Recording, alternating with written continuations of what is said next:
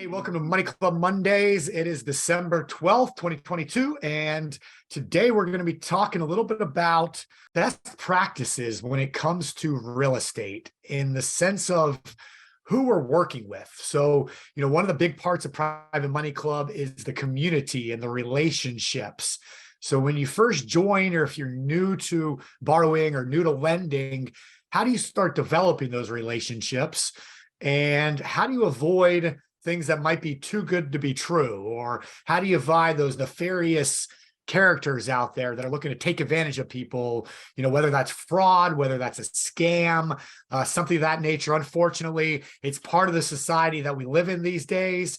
And so what we've done is we've asked an expert at this, Mr. Bob McIntosh. He's been around the Money School and Chris Nagy family for quite a few years now and has tons of experience. Some of you might remember his son, Bob, also, but his son's come on a couple of our webinars and he's real big in the marketing space, and they do a lot with different software for attracting different real estate deals and things of that nature. Just very, very smart and very business-oriented family. So, Bob, thanks for being here. How's it going? Doing well today. Coming to you from Florida today, so beautiful sunny day down here. So yeah, and you just moved down from Buffalo, right? Yep. I just moved down a few months ago. So right. We're new Floridians, came in time, and Jim Cantori and the Weather Channel welcomed us to 2 hurricanes. So hey, what can you say? But yeah, I'm looking forward to. It's better than the 7 feet of snow I saw a couple of weeks ago up in Buffalo. Come on, what's a little snow? I sold the house and I left the 2 snow shovels for the new owner. So hey, it was my parting gift. But I'm looking forward to sharing a lot of ideas and experiences with myself as well as with students on mostly private money, but also hard money. And we'll get into the presentation when you're ready. Yeah, absolutely. Let's kick this thing off, man. I'm excited for it today. Let me share my screen. We're going to hold all the questions to the end if we could. So Steve, if you could sort of monitor the chat, if you guys or whoever's on here today, if you want to write your questions down as we're going through this, that's fine. And then we'll definitely have time at the end to come back and try to answer those questions. So let me get my screen up here. All right. So we're going to be talking about, as you can see, private and hard money scams. And trust me, there is absolutely no shortage of these out there. I have a few real life experiences and to share with you today, and obviously questions. So why don't we get right into it? For those of you who may, as Steve said, my son has been on a couple of times, but I'm going to share a little bit about myself with everybody. I'm a serial entrepreneur. I've had multiple businesses, still have several businesses. I started in real estate a little bit late to the game, you might say, back in 2008. We've been building our rental portfolio over the years. As you can tell, age bracket wise, I'm starting to get up there. Okay, Social Security isn't that far off. Of course, that's going to provide our retirements for all of us here today. We're going to live on Social Security and never have another worry in our life, so to speak. Yeah. And I have an island to sell you over in the Caribbean as well. Okay, I'm joking on that, obviously. But anyways, done numerous flips, wholesales, rentals, commercial deals. I also do coaching as well, one-on-one private coaching. So if anyone is interested, there'll be a link further on if you want to explore that possibly with me. As you can see, I've been doing the coaching for many years, well over 12,000 calls, etc. I also am a part owner of a real estate brokerage. I was raised in Buffalo, continued to live there my entire life until just now. And we moved to Florida, but all my rentals are actually back in the greater Buffalo, New York market. So what is actually private versus hard money lending? It can be, there's a definition there. I'll just read them really quickly. Private money lender truly is an individual. It's a person, a family member, friend, individual looking for a better return on their money than traditional investments. And of course, by traditional, we're talking the banks. Although I have seen a couple banks so far. I saw an ad for like 2.5% on checking accounts. That's not bad compared to M&T Bank. I'm going to pick on them at 0.06. Woohoo! I made a quarter this month. Oh boy. Money market accounts, mutual funds, etc. But in that sense, it's an individual. It is not a business. Okay. Whereas the hard money lender truly is a business. Okay. They're in business to make loans. Many of these loans traditionally are for real estate. There are other, they often loan on other just business type things as well, or business ventures as well. They can be short term, long term. And that's also true with private money, although most private money is going to be 1 year or less. Okay. The hard money lenders are basing things on assets. In other words, typically 75, maybe up to 90%, but 75% of the LTV usually are going to require appraisals, purchase contracts, repair estimates before approving the loan. Nothing wrong with hard money. Just be aware it is going to be a little costly. Private money can also be a bit costly as well. But let's continue on from here, and then we'll get into a few more details here. So where are places you're typically going to find these scammers? Okay, lots of places out there. I just put a few in here. Craigslist is one of the most notorious ones. Okay, as well as Facebook and Facebook groups. Now, don't get me wrong. Facebook has a lot of value and benefit, especially the Facebook groups like the Private Money Lending Club group. Okay, LinkedIn, Instagram. Just Googling. I mean, if you want to have got a few extra minutes, just go to Google and type in private lenders and put your city, county, etc. I mean, you'll be shocked the number of ones that come up. Email solicitations. Once you have a website and rest, and in essence, they will solicit you through emails and text messages. So these are just some of the places where you're going to find scammers, and we're going to get into how we detect some of these here as well. How to spot a likely scam. Obviously, the low credit scores, like a FICO of below 600. Again, that's not absolutely terrible, but not really good. Okay, pre-approval for $500,000, etc. You'll see those out there. A simple application. Okay, I have seen some that literally it's just your name, your address, and you send it in. The next thing you know, you've been, literally within 15 minutes, you've been pre-approved for $250,000. Okay, it's not going to happen that way, people. It's just not. Okay, no FICO scores needed at all. Okay, we can wire the funds in 24 to 48 hours. High LTVs, loan to values. We'll give you 95% instant approval, close in 7 days. That can be done in some valid lenders, but that is really pushing it. And in most cases, especially if you're in attorney-oriented states, the states that close with attorneys, the chance of closing in 7 days, I don't want to say is impossible, but it's like winning the mega billion-dollar lottery. Okay, not likely going to happen. Same day funding, no hard credit pulls. Private lenders won't do a credit pull in 98% of the cases, but hard money lenders, 95% of the time are going to do a hard credit pull. For those of you who do not understand what a hard credit pull is versus a soft pull, we can talk about that a little bit if that comes up in the question, Steve. No problem, we can get into that a little bit in detail, and no need for appraisals. Again, private lenders may or may not require appraisals, probably won't. Hard money lenders, most of them are going to want an appraisal, or they will do their own internal appraisal by looking at comps, etc., that you should have been looking at, especially if this is a fix and flip type deal. Again, there are ways to sort of spot them. Okay, these are really some simple ways. Okay, there is no physical address for the lender. That's a definite red flag in my book. The lender has an email account that ends in Gmail or Yahoo. If you're a lender, in my opinion, you should have some form of a basic site. Again, it doesn't mean 100% of them will be bad from that point of view. But if they're advertising or soliciting out there on the internet, a Gmail or Yahoo comes across as extremely amateurish, in my opinion. They're uninterested in knowing how you're going to repay the loan. In other words, what is your exit strategy? If they don't ask you what your exit strategy is, that's a definite red flag, because I know every lender, and I have done lending myself. I do lending and borrowing, okay? It's critical. What is your exit strategy? Are we going to wholesale it? Is this a fix and flip? Is this a long-term rental? Is this a short-term rental or mid-term rental like Airbnb, or sometimes the traveling nurse concept, you might say? I want to know what their exit strategy is. Poor English or grammar errors, mind-boggling here. Okay, I have seen some pretty poor wording. Okay, Facebook pictures that do not match a voice.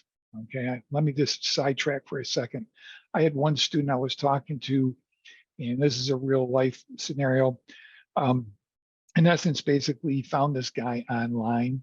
The guy is in Birmingham, Alabama. He is on Facebook. He does have a LinkedIn page as well. Okay, so he sort of seems legit. Okay, he did have a legitimate, not a Gmail account. He had a legitimate, I'll call it, website. Okay, the picture of him though on Facebook, I would say is about a 65 to 70-year-old Caucasian male, has a black Labrador sitting on his lap, and a little overweight. Okay, and I know I'm racially profiling people here. Okay, but okay, fine. So we got into didn't talk to this guy back and forth, and I just sort of played along, and I got a $1 million line of credit, and they don't even have my social security number, which I would never give them to begin with. Okay. He told me in a matter of about 30 minutes, I had $1 million line of credit. Let's be real. That's not realistic. It's not likely going to happen when all he has is my name and address. Okay. So anyways, it went along back and forth, and he says it has to go through underwriting. I gave him the address of the property we were looking to finance. He came back the following day. He says his underwriters have looked at it.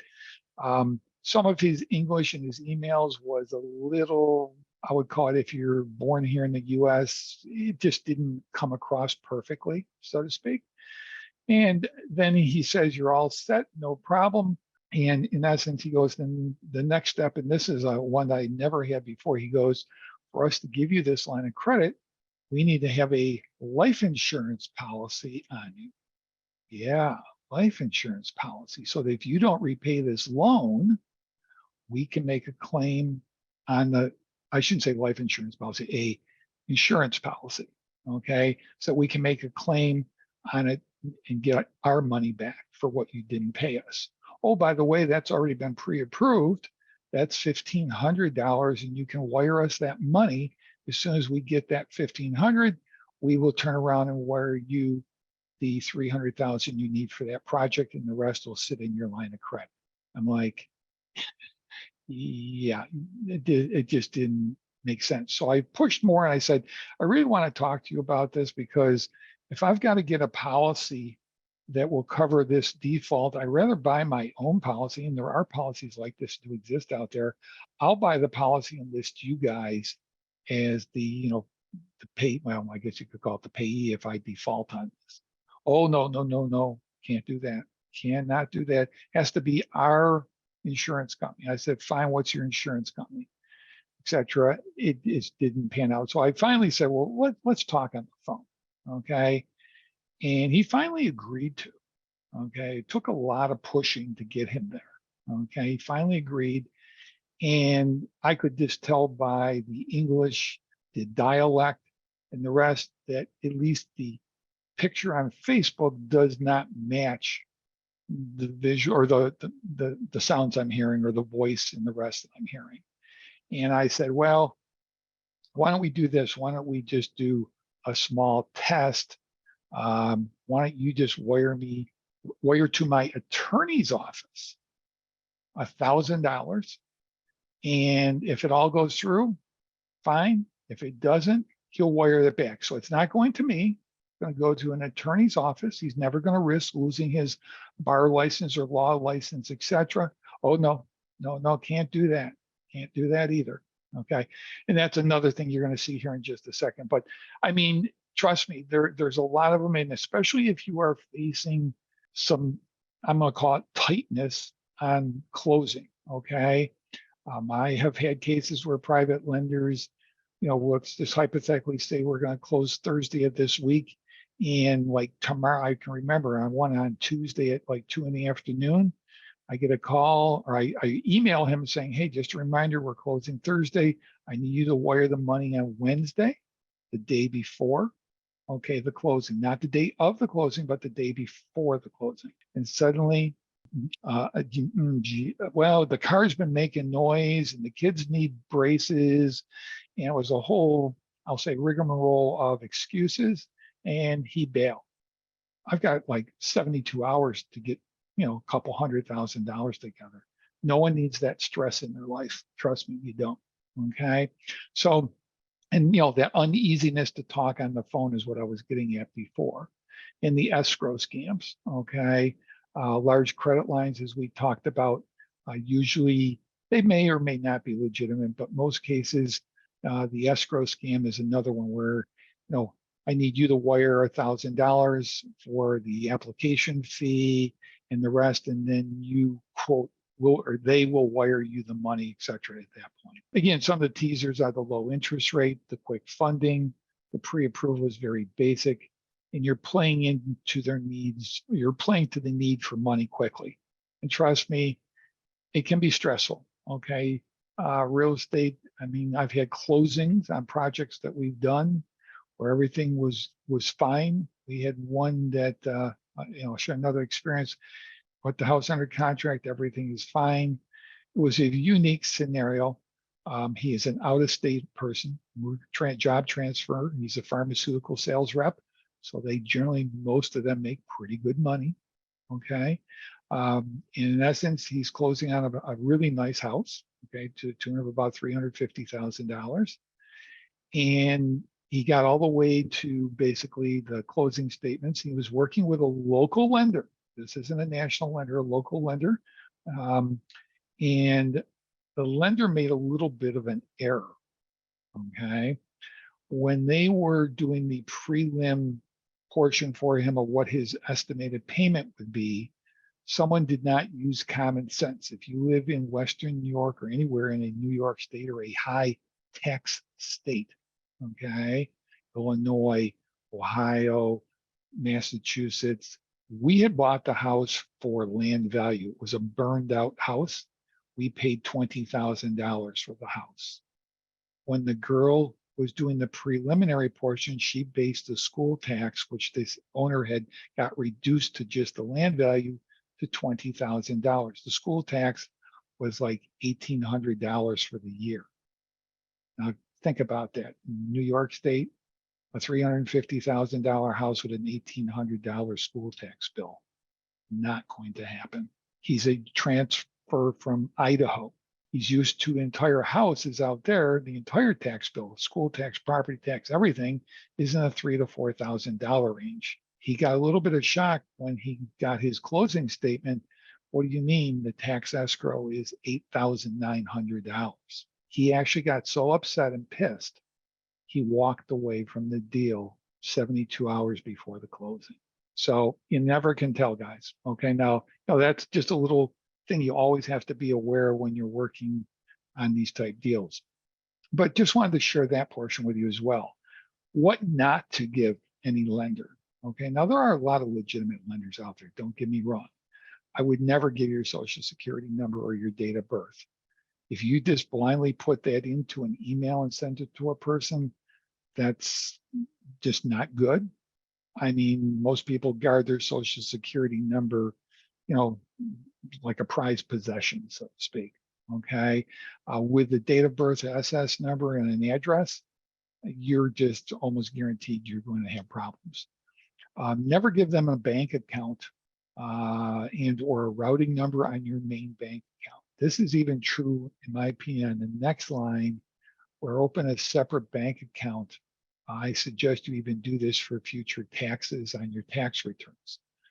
Most all tax returns, even the legitimate IRS tax returns or the state tax returns, if you owe money and you're paying based on an estimated tax during the tax quarters, or conversely, you're having to owe them at we'll call it roughly March, April, May, or by the worst, if you extend it, September, or you're getting a refund.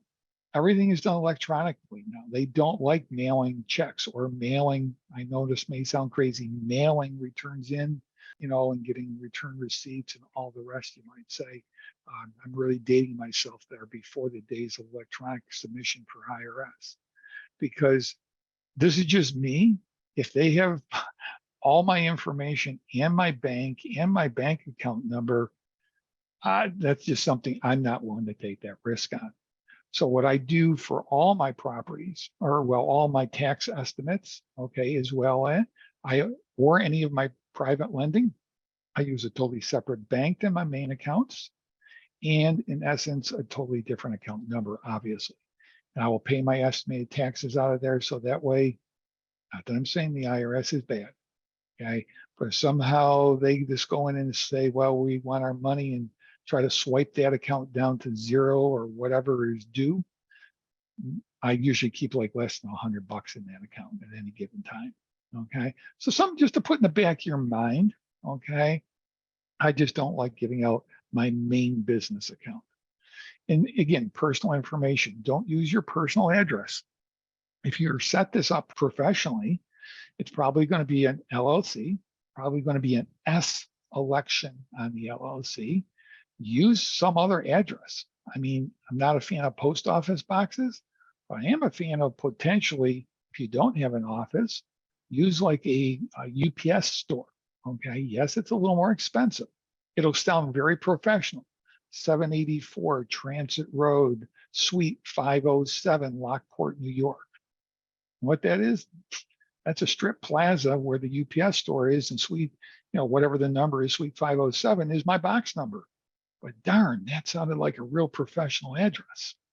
Okay, so that way I'm segregating those two so that they cannot necessarily put your name correlated with that address. Okay, so just wanted to touch on that. The main thing is just be aware and watching for these things. Okay, again, private lenders, again, if you're working with a person locally, which most private lenders for most people, I say at least at the start, are going to be people in your local area, family, friends, etc. Someone you meet at a real estate networking event, for example, or private money lending club. That's what we're here for. This is why Steve, Chris, and the whole team put together the private lending club. Okay.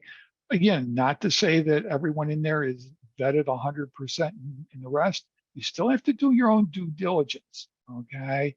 But I mean, private lending club definitely is an option that removes a lot of these potential problems. Okay, so just be aware of that. And again, if in doubt, talk to other people, especially at the private lending club. Okay, maybe reach out to support and ask them, or in this group like we have on Mondays. Okay, has anybody else borrowed from XYZ person? Okay.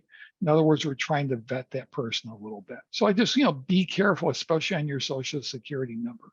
Also, don't forget, if you're going to be paying more than $600 to this person, okay, because we're coming up on the end of the tax year, you will need to issue, or you should, unless it's in a retirement account, you will need to issue a 1099 for any interest paid over $600. Okay, so we absolutely need to get a W-9 from this person. I always ask for that ahead of time. Okay, so I have their address and the rest, because you should. Now, if you don't, I'm not saying to not do that. I highly recommend we stay within the rules of IRS and the state and federal tax code. But in that sense, I'm going to issue that person a 1099 for interest.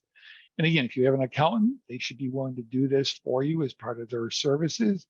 If you are, just doing a one-off, you really should issue a 1099, which is not difficult to do. Something to be aware of, because we're coming close to the year end here right now. Another way to protect yourself, all fees are paid at closing. That is a huge thing. That's probably the easiest number one scenario. If they are asking for money ahead of time, well, there's an application fee, there's an appraisal fee, there's origination fees, there's underwriting fees. I'm not saying those fees aren't necessarily legit, The appraisal fee very often is paid ahead of time, but the appraisal fee is usually paid, or what I do is I pay it directly to the appraisal company. In other words, I don't pay it to whoever is handling this loan or for us. Okay.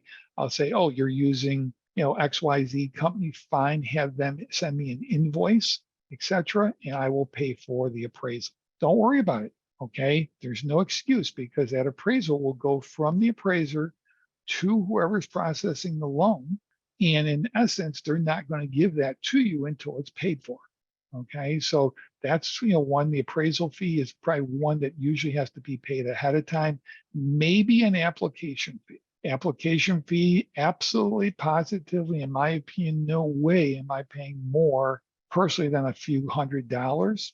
Now, yes, I know the private money club's a little different scenario there. Okay, but in essence, if you're just seeing an ad on, Facebook Marketplace or, Craigslist or whatever, and they want like $1,000 up front, the other thing is say, fine, how about that $1,000? Can I put it on a credit card? Oh, no, we can't do credit cards for that.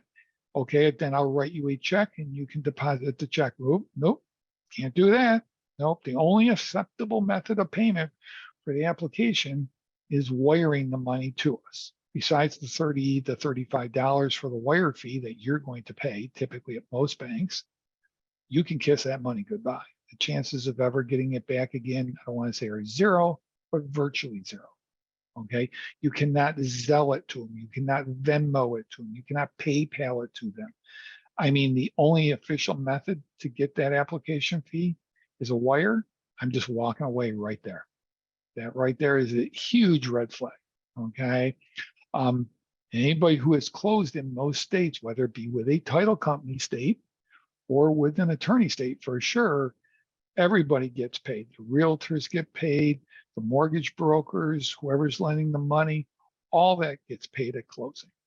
So no one gets, their paycheck until that closing. Also, another question they very often might ask you is, what is your FICO score? We need to do, a credit pull on you. Okay. At the very beginning stages of the conversation, where we're trying to get what I call the terms sheet. Okay. What is my interest rate going to be? What are the terms? Are there prepayment penalties? What are all the costs associated with getting this loan? Okay. Even with a private lender. Okay. If they do ask what your FICO score is, subscribe to any of the services, or you can go to Credit Karma. The Karma is with a K.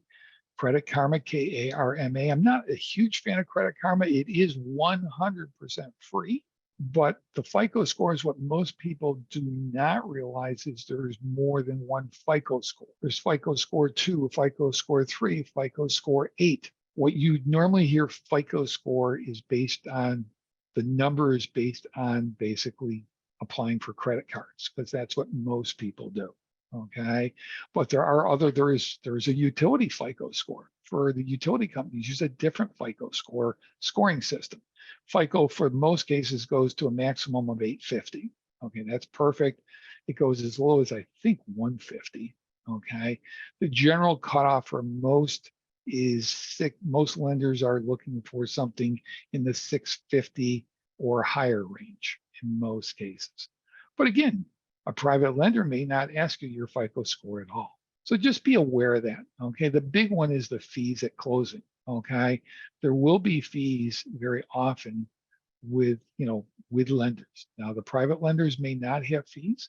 Also, remember, if you are working in an attorney state, depending on how that loan is being set up, you need to think about ahead of time, what documents am I going to use? This isn't like I'm going to my friend Steve, hey, Steve, my car broke down. Can you lend me $150? And he just Venmos me $150, big freaking deal. We're talking tens or hundreds of thousands of dollars here. There will be documents, whether that be a mortgage, a note document, a personal guarantee.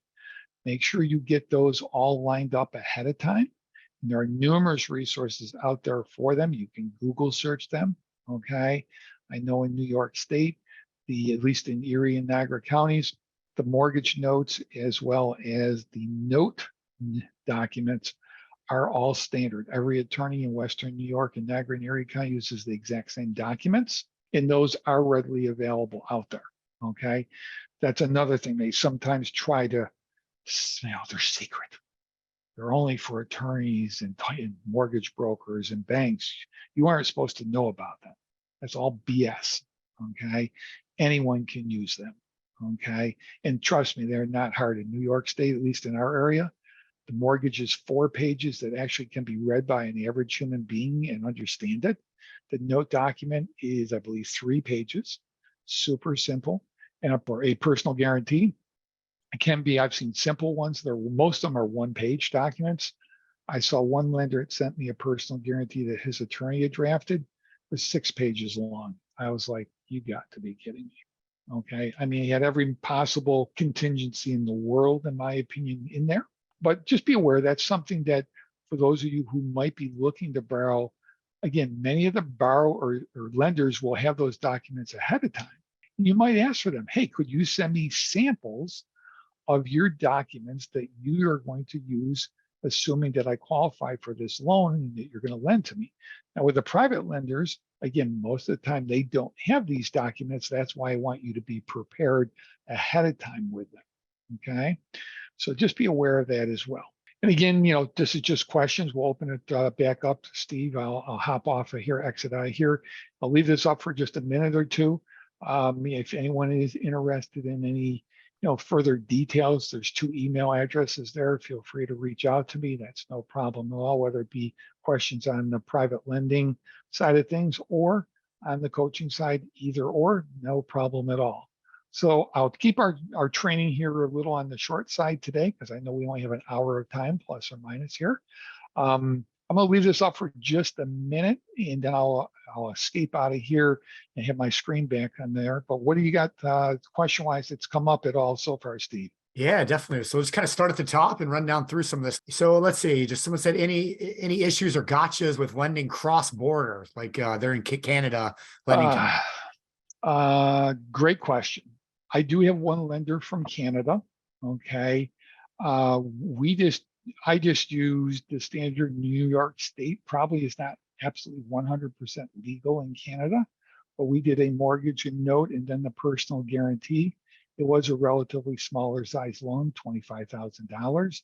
I did discover one minor problem though, working across the border, and especially for those of you in the Buffalo market where it's literally a hop, skip, and a jump across the border. The banking system over there is different, obviously. Routing numbers for, et cetera, are totally different than they are here in the United States. So either A, see if the Canadian person has a US bank account. Many Canadians do. If they do, you can just write the interest checks to that account, the US account. If you are writing checks to Canada, it's not a problem. Canadians can cash US checks, okay? However, there obviously is going to be a difference in the exchange value, and usually most banks will charge a fee, okay? Now you can get into wiring.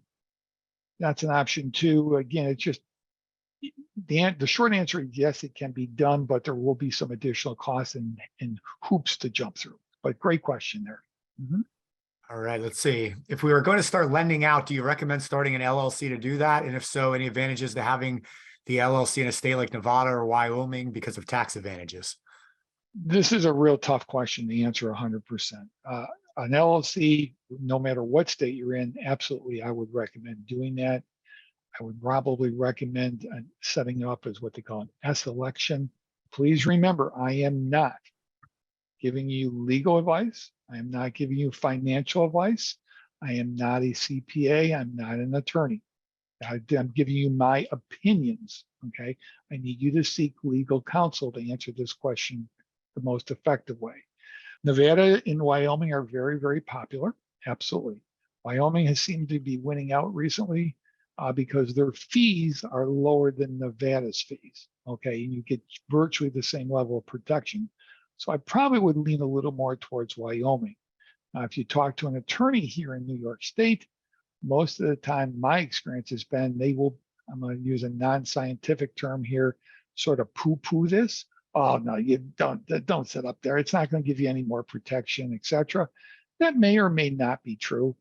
I would say, I know it's sort of a cop-out answer, talk to others. I admit I have New York LLCs, I have Florida LLCs, I have Nevada LLCs. So I have it. Now that's something also, if you're getting into the rental, I know we're going a little different direction. If you're getting into the rental world, okay, as your portfolio grows, I would not put all of them in one LLC. It boils down to what is your risk level, because you can get sued. There's a lot of things that can be done to protect you there. Okay, that's not today's topic, but I would say, in essence, I would probably talk to a local attorney first in your area, get the pros and cons to that. But if I was going to pick of the ones you have there, I probably would go Nevada or Wyoming, probably Wyoming more so because it's a lower cost. There are many companies out there that will do this service for you. I won't mention names today. I can't say any of them are like run away, never go there, but there are many of them out there. I do not recommend doing this yourself through you can trust me, go on Google, form your own LLC for $25. That's true. What they're not telling you is, in most cases, you have to fill all the paperwork out. You have to submit it to Wyoming or whatever state, and then there still will be state fees as well. What the $25 gets you is 10 to 15 pages of paperwork that you can download, fill out yourself, and send into them. Most attorneys, to set this up, you're probably talking $500. Would be my estimate, not a guarantee. And we do have some referrals and some different recommendations we give for people to help with setting up an LLC and talk to you about the different advantages and disadvantages. So I'll post that in the chat box in just a moment. Okay, no problem. Thank you, Steve. Let me see here. Serena said, is there a list of resources or recommended vendors that the PMC recommends to set up things like, okay. Yep. You just answered Serena, that question. I'll share that in just, yep. Yeah, I'll share that in just a second, Serena. Tim said that makes sense. Claudia said, do you have a short guide how to structure the financing of a deal? Well, if anybody has the Private Money Club or the Private Money Guide, there's a lot of examples inside that, Claudia, and we did send you a free digital copy of that for being on here today, so you should have that, but you can find that in there for sure. But I mean, again, the major documents overall are going to be typically the mortgage, a note document, and a personal guarantee. Those are the big three. Even if you're borrowing money from, for example, someone with a self-directed, and we're not going to get into all that today, self-directed 401k account or self-directed account, self-directed IRA, 401k, solo K. Most of those companies like Horizon Trust, Specialized Trust Company, Entrust, there's numerous ones out there, Equity Trust. Most of them, those documents that you need to borrow are right on their website as well. And they are really, overall, in my opinion, quite simple to follow, so to speak. So great question there. All right. And I just posted the info if you guys wanted to click on that if you need any help with LLCs or anything. Corporate Capital will do a great job for you. Yep. Corporate Capital is another one. Yes. Chris was asking, what about using a mailbox from anytimemailbox.com? Nothing wrong with that. I picked UPS Store simply because they're very popular across the entire United States.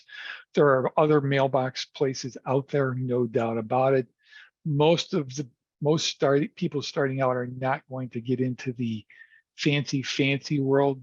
In some of the bigger cities like Nevada, especially in Las Vegas, you can actually rent, you and 50 other people can rent a suite at a virtual suite, so to speak, where you can go there in person, but they have a physical person there that goes and gets the mail and then puts it all in envelopes and mails it out to the individual LLCs, no matter where you are. Definitely comes across more professional, but it's also going to be more expensive. So to keep the cost down, I would tend to say your UPS store or your anything that's not a U.S. post office. Again, I'm not picking on the post office. Most of the time you will see things, actually some of the government forms will state point blank that you cannot open an LLC with a PO box, okay? I have seen that on some forms where it has to be a physical street address. Great question, though. Any other questions floating around out there, Steve? Larry just saying he's got some big plans for building a bunch of real estate and looking for people. So yeah, Larry, that's what Private Money Club, it's a great place to meet, people with money and the community. And so definitely go to privatemoneyclub.com to learn more. And I also posted a link here where if you want to schedule a demo call, I have 2 real estate lending experts that are doing demo calls to kind of show you about the site, answer any questions you have. And then once you join Private Money Club, we do have an onboarding call that you're going to get on as well, where you're on with a few of the other new members and you guys all get onboarded together, best practices, walk you through using the site. So make sure everyone's taking advantage of that. Those of you that are joining Absolutely. Yeah, Private Money absolutely. Club. I mean, I'm a member of the Private Money Lending Club as well. Great resource to have in your back pocket. There are numerous other ones I have seen out there on the internet, but definitely Private Lending Club here is probably the best one I've seen at this point in time. Yeah, definitely. Not a problem. Yeah, you got the corporate capital in there, et cetera. Nothing wrong with that. So yeah, I mean, there's a lot of resources out there, guys. Okay. Again, the private money lending, also think about this. We didn't touch base on this. It's not really a scam thing. You have to think about a presentation. Okay. So let's say you needed $100,000. If you go to your friend, your neighbor, fellow, whatever family member, anybody, okay. If you say, hey, you want to give me $100,000, I'll pay you 10% interest or whatever the interest rate is. And when we finish the project, you'll pay you back and the interest, et cetera. Odds are that's going to fail. I'm going to be honest with you, that's a failure. Okay. You have to come up with documentation in the sense of a private money presentation. And, it doesn't have to be fancy, it can be a PowerPoint presentation, but even just a simple outline with 3 to 4 pages of what's going on and what this is about, because our educational system, generally in the United States, I'm not picking on it. Okay. I am picking on it, but I don't mean it the wrong way. It's great, but it doesn't teach young youth or adults anything about money. They want you to be a consumer. In essence, if you ask 10 people, you line 10 people up and said, have you ever heard of or know anybody that's done any private money lending to investors? I bet you 98% will say, probably 9 out of 10 will say, I don't even know what the frick you're talking about. Are you talking like giving money to my financial advisor? No, but it's just something we're not taught, but it offers superior returns. And if done properly, you can be protected. Nothing is risk-free. There is always risk. Getting up in the morning, taking a shower, there's a risk you're going to fall down, okay, and break your leg, your hip. Driving to or from work, driving to the grocery store, whatever, someone can run a stoplight, stop sign, have an accident, you can be injured. Life is a risk. Lending money, there is a risk, but we want to minimize that risk as much as possible by protecting both you and the lender. The other thing I didn't mention, and I know Private Money Club talks about this, is, you're going to add that lender on an insurance policy in the sense of a homeowner's insurance policy. So if lightning strikes that house and it burns to the ground, who's collecting?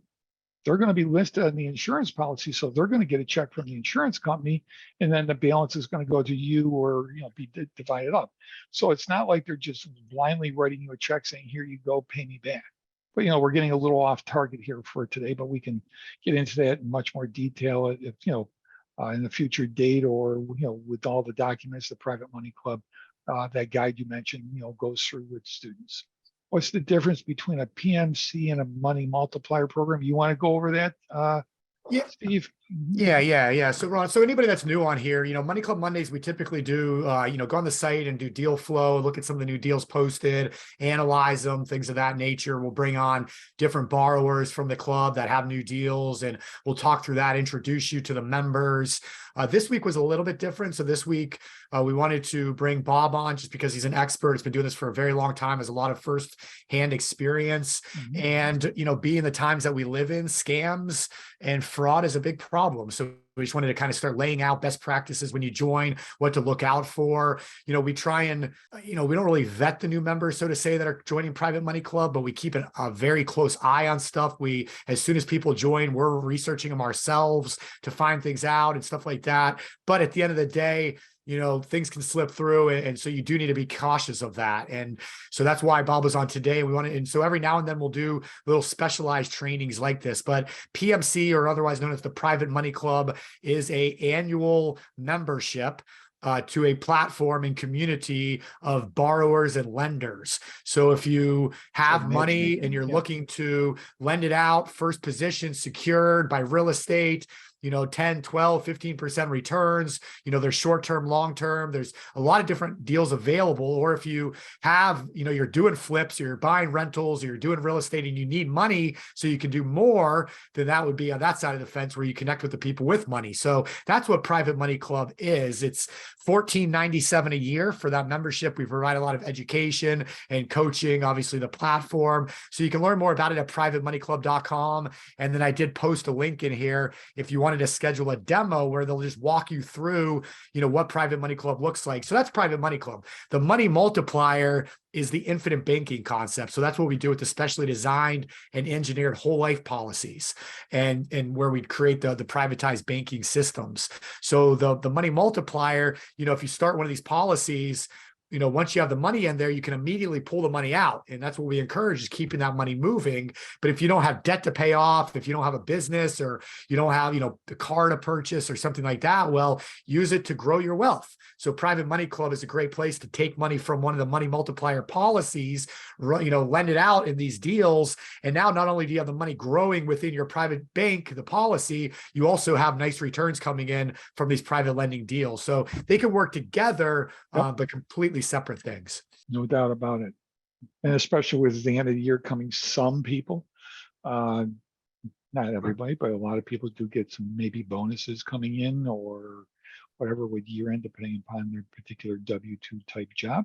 So, hey, might be able to take that rather than go spend it, invest it in yourself, so to speak, in different fashions, whether it be the money multiplier or whether it be the private lending club. If anybody wants to schedule a call, if you have any questions for me or anything, I'll put in both my email and my calendar. And then Bob, if anybody wants to talk to you, you do some coaching and stuff, right? Like if anybody wanted to explore what that looks like one-on-one with you, what's the best way to contact you? You can reach out to me at right there, rob@arcaneproperties.net, or you can go to coachrobmc@gmail.com, either one of those, and we can talk about different options and choices, etc. if you want to on that. No problem at all. Just reach out to me there and then we can schedule a time to talk. No problem. I don't see any other questions coming through. So just so everybody knows, we do have a new Learn section up on Private Money Club for the Premier members. So right now you're going to see very little content. Just because we just read, I don't know, what do you say? When you take a new section of a site that's being developed and put it on live. So we just moved it over to the live, and now we're just slowly adding all the content. We already have all of it created. It's just a matter of getting it on there. So over the next couple of days, you're going to see that Learn section start to grow. There's a blog section that's going live this week. And we are starting to work on the group messaging functioning. So we'll have the group message boards and the group topics and everything over the next couple of weeks. You'll start to see that go live on the site. I just looked this morning. It looks like there's several new deals posted over the weekend. So I saw a couple 12 to 15%. So if you're looking to do any lending, definitely hop on the site, check out the new deals. Follow the best practices, reach out to the person, ask them the right questions, and join us next Monday. And we'll get back into analyzing deals and what it looks like to do a successful private lending transaction. So with that being said, we do got a full list of webinars on Wednesday this week, Wealth Webinar Wednesday. We're actually going to get into using HELOCs with the infinite banking system, and then using that money to lend through Private Money Club. So if you're looking to leverage any assets or properties you already own and run that through the infinite banking system, that would be a great webinar to join us Wednesday at 1 p.m. Eastern for the Wealth Webinar series. And we have all the other shows going on this week as well. So if anybody needs me, just shoot me an email or text, schedule a call. I'm here for you, Rob. Sure. Bob, thank you very much for being here, sir. It's great to see you again. And if you guys have any questions for Bob, sorry, you say Rob is your email. I usually go by Rob. My son goes by Bob, but hey, anything works. No big deal. All right, Rob. Well, again, it's great to see you, man. And thanks for everything that you guys do. And we'll see you guys soon. We'll see you guys next week. All right. Take care, everyone. Thank you. Bye.